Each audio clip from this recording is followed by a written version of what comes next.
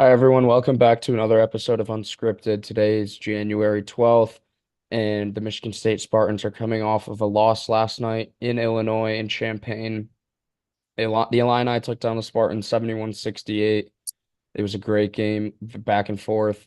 Came down to the very finish, but a tough loss for the Spartans. Johnny, we'll start with you as usual. Get your thoughts on the game. What did you see and takeaways from this one?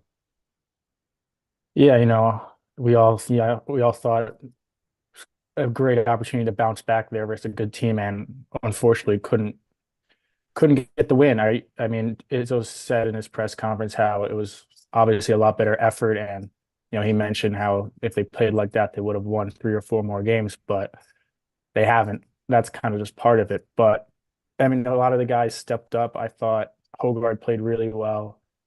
He was excellent on Domask in that first half, limiting him. Um, Akins made some big shots. Malik looked better than last time versus Northwestern. It looked a little bit more aggressive, but it just came down to the end again and just couldn't really.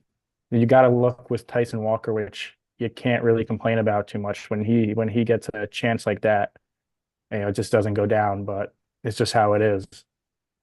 Yeah, I thought it was definitely very similar to what you said and what Izzo said after the game. The effort was there.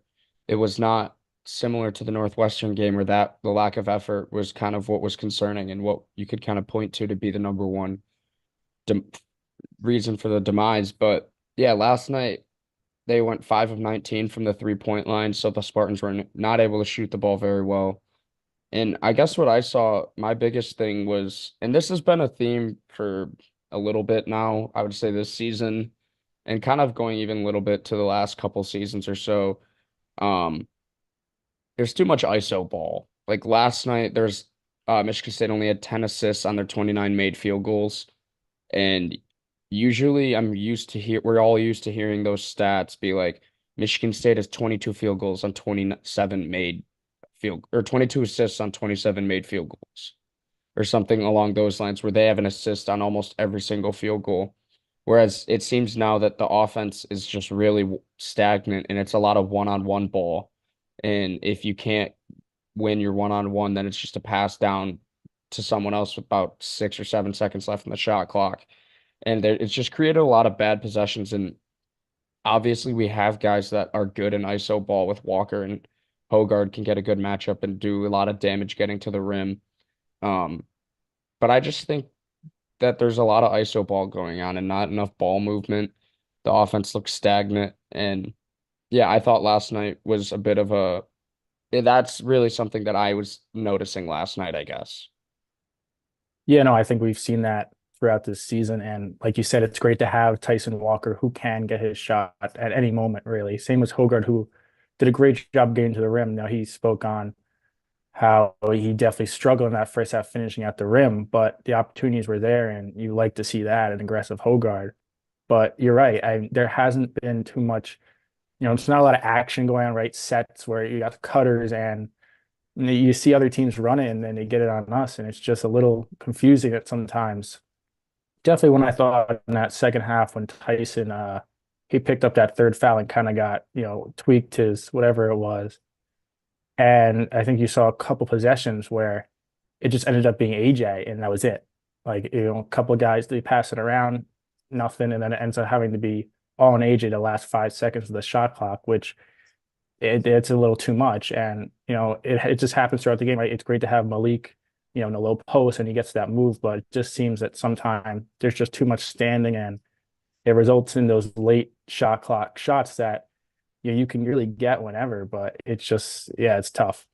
As you guys know by now, we've partnered with BetMGM Sportsbook for this college basketball season. We're going to be using BetMGM lines to make all of our picks and predictions throughout the college basketball season. And we are going to have special offers for you, the listeners, and the viewers on the Field of 68 each and every week during the season. If you haven't signed up with BetMGM yet, use the bonus code FIELD1500 and you will get up to a $1,500 first bet offer on your first wager on BetMGM Sportsbook. Here's what you got to do. Download the BetMGM app. Sign up using the bonus code FIELD1500. Deposit at least $10 and place your first wager on any game. You will receive up to $1,500 in bonus bets if that bet loses. Just make sure you use the bonus code FIELD1500 when you sign up.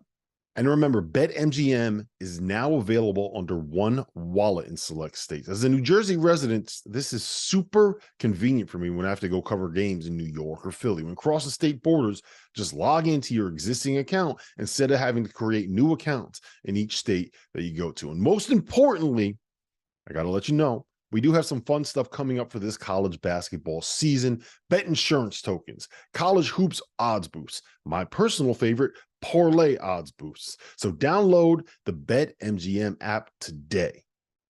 Yeah, you would just like to see a lot more ball movement and a lot more sets like you were saying to try and get someone certain looks instead of just being like, "Hey Walker, do a pick and roll and then try and get a switch. And if you don't get a switch or whether you do or regardless on whether you get the switch or not, try and get a bucket. And if you can't, throw it to AJ and he'll do the same thing."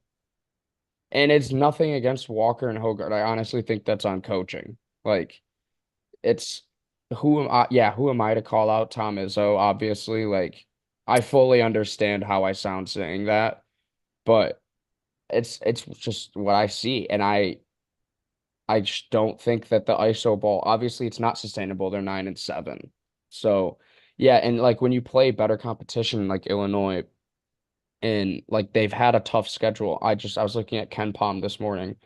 Number five, strength or they're the 16th. Michigan State is 16th in strength of schedule and fifth for opponents' offensive efficiency rating. So when you have a hard schedule like that, and you have a team that is honestly grounded in their defense, we've all seen it. We've talked about it all season.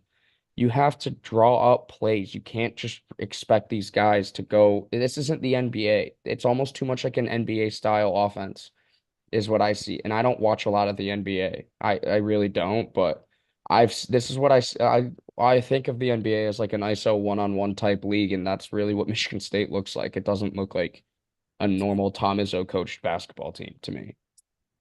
Yeah, I think you're right in part, but I just, just getting into a little more sets would just be great. Just add a little more each game because I think when they do run them, they run a good one for Walker to get a three. They've run some good sets for Akins. I just want to, they have the baseline where they have set the double and there's one towards the top of the key. But other than that, there's not too much going on. And I understand, with guys like Walker, you think he can get whatever he wants. And also, I think a big part of it is when this team can't run, right? Well, I think we saw the Penn State game. You don't have to worry about that as much, but when you create those turnovers, this team is so great running. And when you can't do that, right, that's taken away, those scoring possessions, which we're so good at. And it just limits us offensively a little bit. Yeah. I don't have anything else from this game. I'm all set. Are you all good? Do you have anything else you want to touch on? I I mean, didn't have much from this yeah, one, so if I you have mean, anything more, unload the clip.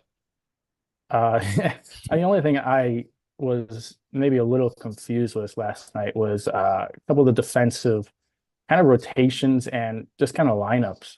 I would have loved to have seen Carr a lot more last night. I thought, he had 6 minutes and I thought there was, I know he's been, depending on the game, putting him in. I thought last night was a good opportunity to get him extended minutes. Early on we saw the matchup like we talked about, putting the bigs on Rogers, which that didn't really work out as well. And Rogers played a great game and he attacked our bigs and he got right by them, even in little space in the paint. But I thought that would have been a good chance to put Carr on him and just have him be in the paint and being like this kind of center field. But, it is what it is. And then I thought some late defensive lineups weren't the best was Marty on Guerrier. I thought if Guerrier wanted to, he could have exposed Marty very quickly. And he decided to sit outside and shoot threes, which was fine. But other than that, the guys played well, right? You want to say they should have won the game, but they didn't. And that's how it is. But, just looking forward to get that continued high effort and, just looking forward. You got some, I mean, every game is tough, and we could look at the schedule and say, oh, it's easy, but when you're 1-4, nothing's easy. So, they just got to bounce back, and start racking up some wins because it's, right. And, when you look at all these bracketology stuff, it's early, but, they're firmly on the bubble at the moment. Yeah, you said it all right there. So looking ahead, Spartans are up next Sunday at noon. They take on Rutgers at home. They're back at the Brez, which is going to be good. Need to get in front of that home crowd again and hopefully pick up a W. After that, Thursday, they're at home again against Minnesota. So the next two games back in East Lansing, massive, massive games for the Spartans to get back on track. And then after that, they're at Maryland. So those are the next three. Um, the next three are obviously every game's a big one, especially when you're 1-4. You really just got to take it one game at a time and just try and climb out of the hole that they've dug themselves again. So yeah, it's gonna be interesting to see where we go from here. Um, the Spartans definitely have a lot of work to do, as you said. Bracketology, most places have them on the bubble as of now or close to it. And obviously, as Michigan State fans, we do not like to see that, and we're not used to seeing it. So we'll leave you off with that.